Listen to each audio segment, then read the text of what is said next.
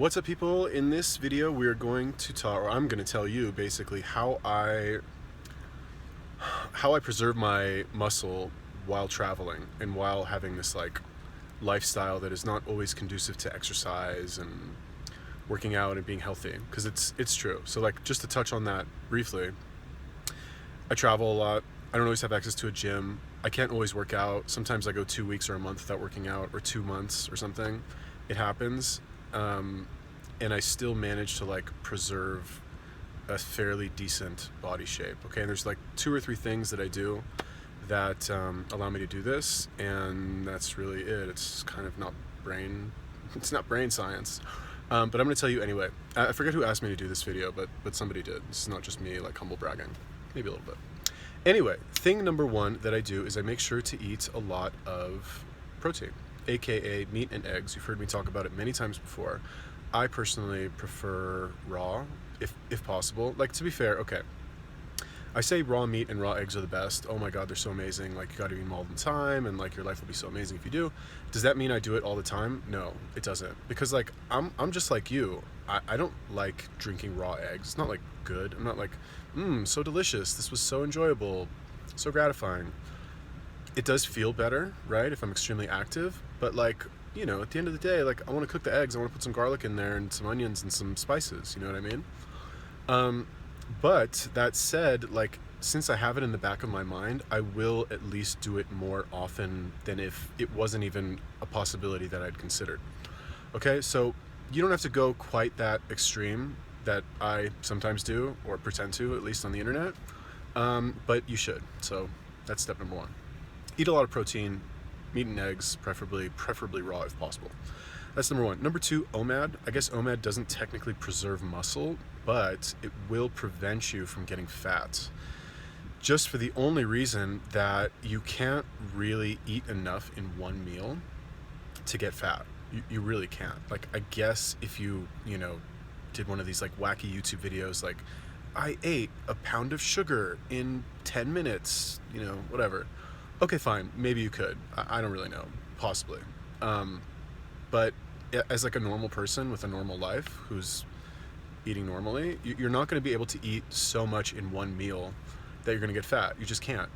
Because when you don't eat for a long time and you're only doing OMAD, the food that you eat matters a lot more, because if you eat bad food, you're going to get a stomach ache. So you're naturally going to not want to eat like shitty food that's going to give you a stomach ache. So you're only eating once a day. You can't eat that much food, and you're going to eat higher quality food, because if you don't, you're basically punishing yourself, and nobody likes that. The third one, which I would say is probably like the biggest hack that I haven't really talked about too much, I've kind of like touched on it here and there, is to work out with kettlebells, right? I discovered kettlebells in 2005, maybe 2006. When did I get out of the army? 2008, 2007, 2008. Pavel Tsutsouline, whatever. Back when, like, right before CrossFit kind of got big, there was this guy Pavel Tsutsouline, and he's this like Russian ex-KGB fitness trainer, basically, who kind of made kettlebells popular in the United States, which kind of like gave birth to the whole like functional training movement, which then developed into CrossFit. There's a lot of like overlap in there. CrossFit's great, don't get me wrong. But you don't always have access to a CrossFit gym, and you might also, if you don't have access to a CrossFit gym, you might not want to or be able to do regular CrossFit workouts in a normal gym. So kettlebells are kind of like a good compromise, because there are a lot of Olympic lifts that you can do, like the snatch, the clean, the jerk, all kind of perverted names now that I think about it. But you can do those with a kettlebell. And when I started doing kettlebells, I was living in Tel Aviv, and I noticed that when I would go for an extended period of time without exercising, I would maintain a lot more muscle mass, like an overall like better body composition. And I didn't really understand why. And to be honest with you, like, I'm not a scientist. I still don't really understand why. I don't know, maybe it's something in like the Olympic lift movements that makes you preserve muscle more, or functional training, something, whatever. But bottom line, at the end of the day, like, when I do kettlebells, I have like a more balanced body, I guess, aesthetically. And it's not that the gains last longer, it's just that, I guess, the combination of the way I do it, which is Well, sometimes I do high reps, sometimes I do high weight. Whatever. Anyway, bottom line, do kettlebells. I'm saying it works. I could be totally wrong, but just do them anyway. Maybe it'll work. I don't know. Does it work for you? Let me know. Leave me a comment. Do you do kettlebells? Do you notice that you have some sort of like body improvements as a result of doing kettlebells? The way that I did them, really quick, and then video's over. When I was living in Tel Aviv, I was so broke, right? Kind of a theme in my life, but I was super broke. And I had a 20-kilo kettlebell that my mom actually sent me money to buy for my birthday. It was like my birthday present. And I was like lying in my bed 8 hours a day trying to make money online. Back then I was doing like AdSense blogs, which is whatever. And for like an hour a day, I would basically just work out with this kettlebell, and I was like insanely jacked.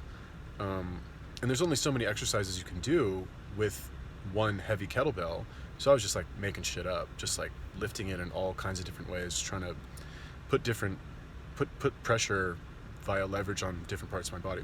Anyway, it was amazing. There's all kinds of ways you can use kettlebells. Use them. They're amazing. They're great, etc., etc.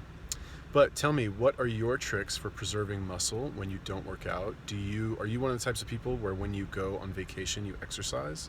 As crazy as that sounds. Somebody said that to me once when I was in Vietnam. I was like at this hostel, and it was like 11 a.m. and they're like, "What are you doing today?" And I was like, "Oh, I'm gonna go to the gym." And they're like, "What? You're going to the gym on vacation?" I was like, "Yeah, I have really low self-esteem. I gotta work out, otherwise I hate myself." I don't know if I said that. Maybe I did, or maybe I thought it. Anyway, tell me, what do you think? Leave me a comment. Peace.